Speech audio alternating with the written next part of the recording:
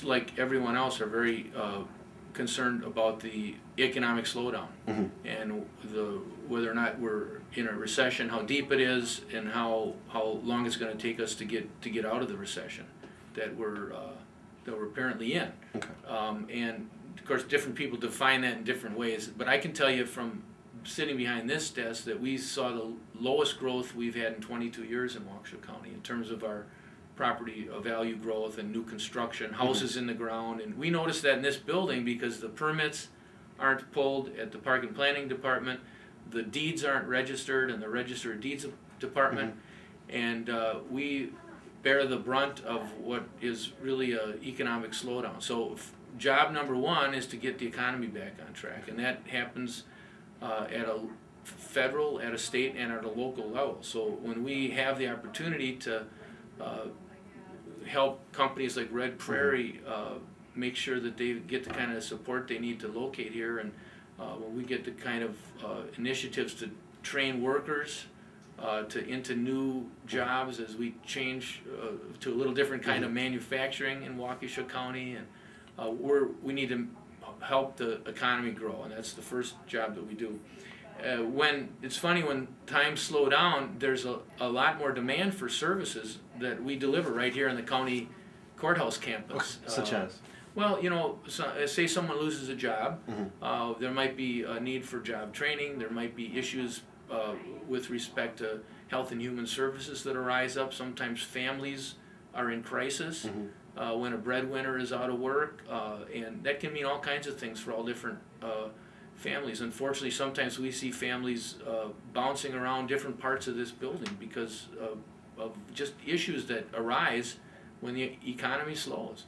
The economy sometimes slows, and then crime goes up, and that affects us. So there's a lot of need that we provide, it seems like more. So sometimes the push for county services is increased when the economy softens, and so that gives us a little bit of a challenge, but we have been meeting the challenges of providing high quality services to people. We're doing it with very reasonable and low tax rates and tax collections, but we're doing it by being efficient. The kinds of things that you were just mentioning, whether it's the way that we apply road salt, whether it's saving money when we pave the runway at the airport, or working with different municipalities to partner in job training and recycling.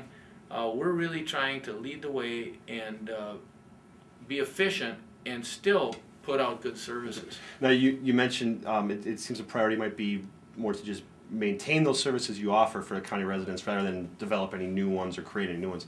But I apologize if I got the figure wrong. But the spending is not really up.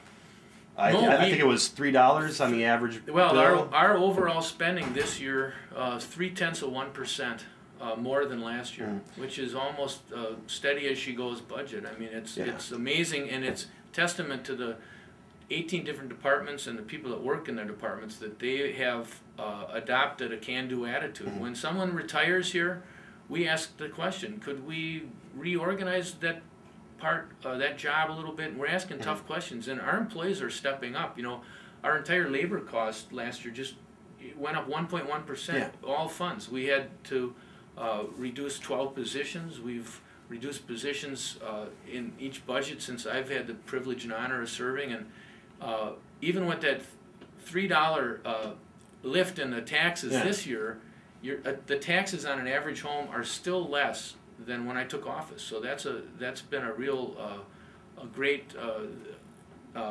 achievement. But it's not me; it's the people that work here in Waukesha County are getting the message too. Can there be a sort of I don't want to say tipping point, but if you have to maintain and like strengthen those services you have for people in tough times, right? But you're not like committing any more dollars to overall spending. Will you be stressed? Well, you know, we've got 382,000 people. That puts us now third in terms of population in the state, and the fastest growing part of that population is people 60 plus. Yeah. And as the baby boom generation, you know, led by President Bush, who turned 60 a few years ago, begins now to retire, we've got 88 million people in our country heading towards retirement.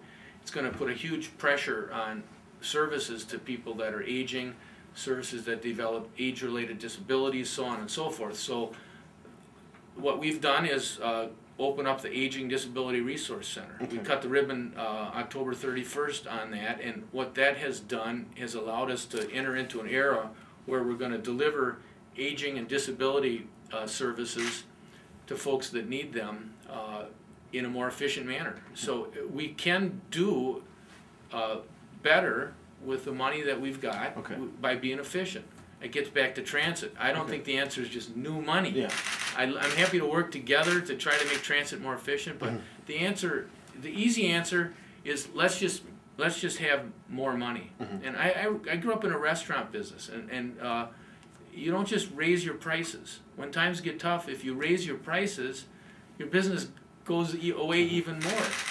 When times get tough, what you need to do is make sure that you're keeping your prices the same. In fact, we're even seeing prices decrease now. And that was the big concern yesterday on Wall Street, that there was deflation. So now is no time to be talking about more money. Now is the time to be talking about, pulling ourselves up by our bootstraps and really putting our thinking caps on and figuring out how can we put the same services and even better services out at a lower cost. And that means a lot of cooperation. That means working together. Change is difficult, but through change is opportunity, and I think we can trim up government and put government on a diet, find new ways of doing things. We've had some real tragedy in this county in several incidents, and of course notably the tragedy down in Conamowoc. Yeah. And we've got people that are driving under the influence, and it's our biggest problem in Waukesha County.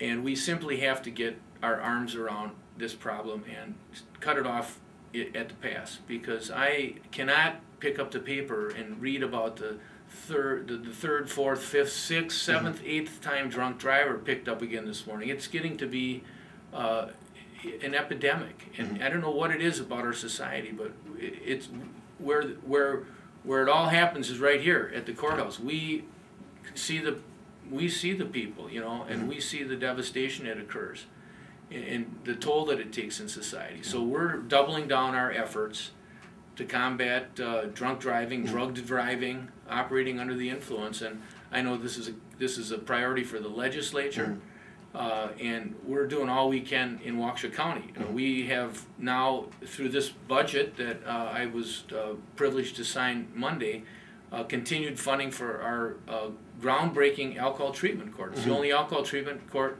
first one in the state. And we're taking people that show a desire to turn their lives around, and we're showing them a way to turn their lives around. We're working with community groups, we're working with church groups. We've got a couple of judges that have just poured their heart and soul into this. And a person comes to us and gives their life up for 13 months to the judge, and through counseling and through education, they walk out of here a clean and sober person. And that's what it's really going to take, because we're not going to read about that person, pray to God, getting another drunk driving. So we're interested in, of course, increasing penalties and punishing people, but we're also interested in helping the people that want to turn their lives around, turn their lives around. Well, I mean, you have extensive Madison experience. Are you trying to push for that? Can you use any influence that you might have in Madison to have the law changed? Or well, I mean, do you sense there's a desire to make that change in the state? Or well, I mean, as is true with anything, it's expensive when you talk about increasing penalties, and that's why I feel that if you increase penalties along with education and treatment, then you're going to, in the long run, help get the roads safe. And so that's the long-term solution, is to reduce recidivism. You obviously have to take what's necessary to make the roads safe, and that's the first and foremost thing. And then where appropriate, where people show a desire to want to help themselves and turn their lives around, provide the kind of opportunities that are there for people, to give them a hand up, not a handout. Sometimes people need more than a slap on the wrist. They need a kick in the pants, and that's what we're going to give them here at the courthouse. Okay. I will say thanks for that. I'll stop this. I had nothing else. I appreciate you taking